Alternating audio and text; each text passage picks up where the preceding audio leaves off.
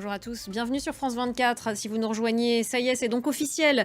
L'Allemagne donne son feu vert à l'envoi de chars Léopard 2 à l'Ukraine. Berlin, qui fournira 14 de ces chars dans un premier temps, donne également son accord à ses partenaires pour en livrer. Devant le Bundestag, le Parlement allemand, le chancelier Olaf Scholz a expliqué cette décision. On l'écoute. L'Espagne se dit déjà disposée à envoyer des chars à Kiev après ce feu vert de Berlin. Ces chars lourds de fabrication allemande, ils pourraient s'avérer décisifs sur le terrain. On voit ça avec Ethan Hadji. Et cette décision de Berlin d'envoyer des chars Léopard à Kiev a aussi été saluée par Paris, la France, qui n'a pas exclu de son côté de livrer des tanks de combat lourds à l'Ukraine, le fameux char Leclerc. Marc Pope. Pendant ce temps sur le terrain, l'armée ukrainienne admet avoir cédé la ville de Soledar à l'est. Moscou avait annoncé l'avoir pris il y a 2 semaines déjà.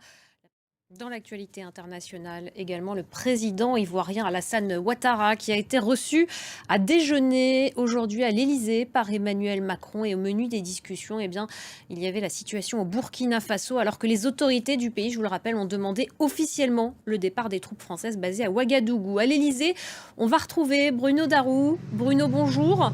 Il y a eu le Mali, maintenant c'est le Burkina Faso. La France doit clairement revoir son dispositif au Sahel et pour ça la Côte d'Ivoire est un allié de poids pour Paris.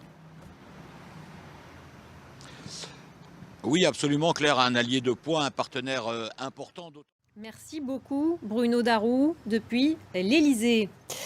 On va prendre à présent la direction du Liban. Le parquet vient d'ordonner la libération de toutes les personnes détenues sans jugement depuis l'explosion meurtrière du port de Beyrouth. C'était le 4 août 2020. On en vient à cette vague de froid qui frappe l'Afghanistan depuis 15 jours maintenant. Dans la région centrale de Ghor, les températures sont descendues jusqu'à moins 30 degrés, des conditions extrêmes.